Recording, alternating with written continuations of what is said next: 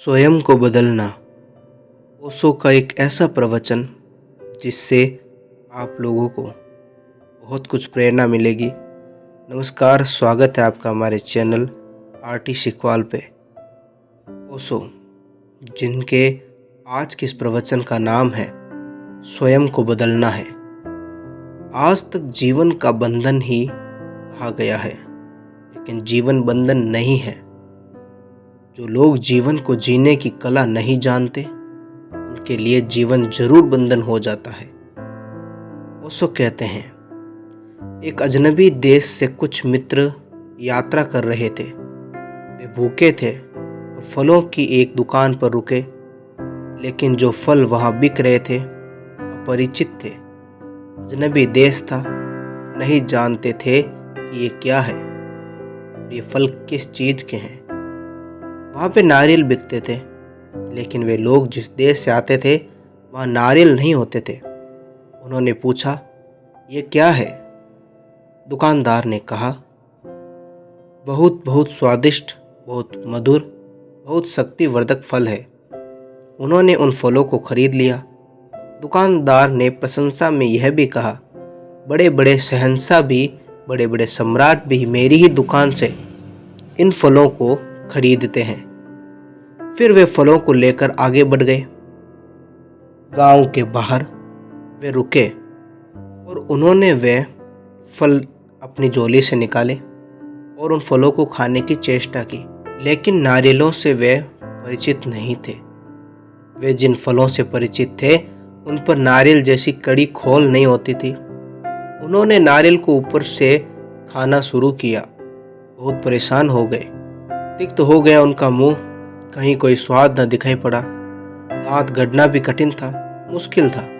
फिर उन्होंने एक एक करके वे फल फेंक दिए और कहा, बड़े मूड है इस देश के सम्राट और शहंशाह जो इन फलों को खाते हैं। इन फलों में न कोई स्वाद है, न कोई रस है, न कोई अर्थ प्रतीत होता है। कैसे पागल हैं इस देश के लोग। उन फलों को फेंककर वे भूखे ही आगे बढ़ गए और अपने देश में जाकर उन्होंने बहुत प्रचार किया कि हम एक मूर्खों के देश से गुजर कर आ रहे हैं। वहाँ के लोग पत्थरों जैसे फलों को खाते हैं और उनकी प्रशंसा करते हैं। उन बेचारों को पता भी नहीं था कि फल वे पत्थर जैसे नहीं थे, लेकिन खाने की विधि उन्हें ज्ञात नहीं थी। खाने की विधि अज्ञात थी। जीवन के फल पर भी जो खाने की विधि से, जीवन को भोगने की विधि से, जीवन के रस के मार्ग से, जीवन के छंद को अनुभव करने के मार्ग से अपरिचित है, उन्हें जीवन लोहे की जंजीर प्रतीत होता है तो आश्चर्य नहीं है। जीवन जंजीर नहीं है और जीवन से भिन्न कोई मोक्ष नहीं है। जीवन को जो उसकी परिपूर्णता में जानने में समर्थ होता है, वह जीवन के मध्य, जीवन के बीच ही मोक्ष को उपलब्ध हो जाता है। यह हो भी नहीं सकता है कि जीवन और मोक्ष में कोई विरोध हो।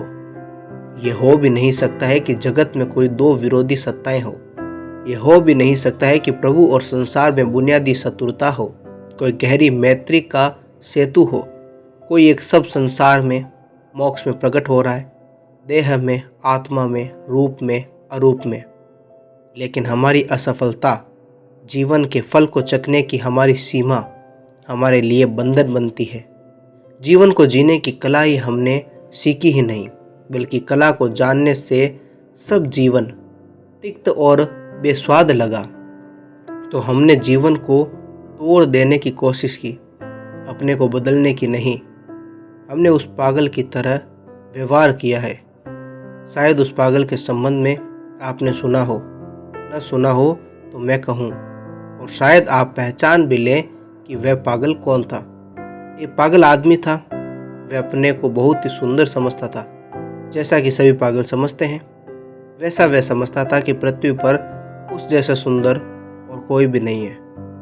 यही पागलपन के लक्षण है। लेकिन वह आईने के सामने जाने से डरता था, और जब कभी वो कोई उसके सामने आईना ले आता तो वह तत्क्षण आईने को फोड़ देता। लोग पूछते, क्यों? तो वह कहता, मैं इतना सुंदर हूँ और आईना कुछ ऐसी गड़बड़ करता है कि आईना मुझे कुरूप बना देता है। आईना मुझे कुरूप बनाने की कोशिश करता है।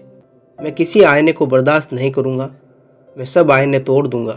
मैं सुंदर हूँ और आईना मुझे कुरूप करते हैं। वह कभी आईने में न देखता। लोग आईने ले जाते तो वह तत्क्षण तोड़ देता उन्हें। मनुष्य भी उस पागल की तरह व्यवहार करता रहा है। नहीं सोचता है कि आईना वही दिखाता है जो मेरी तस्वीर है। आईना वही बताता है जो मैं हूँ। आईने को कोई प्रयोजन भी नहीं है कि मुझे कुरूप करे। आईने को कोई मेरा पता भी नहीं। मैं जैसा हूँ आईना वैसा बताता है। लेकिन बजाय यह देखने के कि मैं कुरूप ही हूँ, आईने को तोड़ने में लग जाता हूँ। संसार को छोड़कर भाग जाने वाले लोग आईने को तोड़ने वाले लोग हैं। अगर संसार दुखद मालूम पड़ता है तो स्मरण रखना कि संसार एक दर्पण से ज़्यादा नहीं है। अगर दुख हमारे जीवन की व्यवस्था है तो संसार में दुख दिखाई पड़ेगा। अगर चिंता हमारे चित्त की व्यवस्था है तो संसार में कांटे दिखाई पड़ेंगे। संसार हमारी प्रतिध्वनि है। जो हमारे भीतर है वही प्रतिध्वनित हो उठता है, वही री-इको को हो उठता है। लेकिन नहीं, ये देखने को हम राजी नहीं हैं। हम कहते हैं संसार बंधन है, हम कहते हैं संसार दुख है, हम कहते हैं संसार असार है। छोड़ दें, तोड़ दें, मुक्त हो जाएं, बाहर हो जाएं। किससे बाहर होंगे? दर्पण को तोड़कर कोई मुक्त होता है? प्रतिध्वनियों को बंद करके कोई मुक्त होता है? मुक्त होना है तो स्वयं को बदलना पड़ता है, न कि जीवन को तोड़ना। मुक्त होना तो स्वयं को आमूल बदलना पड़ता है, और स्वयं को आमूल बदलने को तैयार हो जाता है। वे पाता है कि जीवन एक धन्यता है, एक कृतार्थ है। वे परमात्मा के प्रति धन्यवाद से भर उठता है। इतना सुंदर है जीवन, इतना अद्भुत है, इतना रसपूर्ण है, इतने छंद से भरा हुआ, इतने गीतों से, इतने संगीत से। लेकिन उस सब को देखने की क्षमता और पात्रता चाहिए। सबको देखने की आंखें, सुनने के कान, स्पर्श करने वाले हाथ चाहिए। ओशो का आज का ये प्रवचन आप लोगों को कैसा लगा कमेंट बॉक्स में बताएं, और ऐसे वीडियोस के लिए हमारे चैनल को सब्सक्राइब करके बेल आइकन ऑन करें। मिलेंगे एक नए वीडियो में, तब तक आप लोग अपना ख्याल रखें।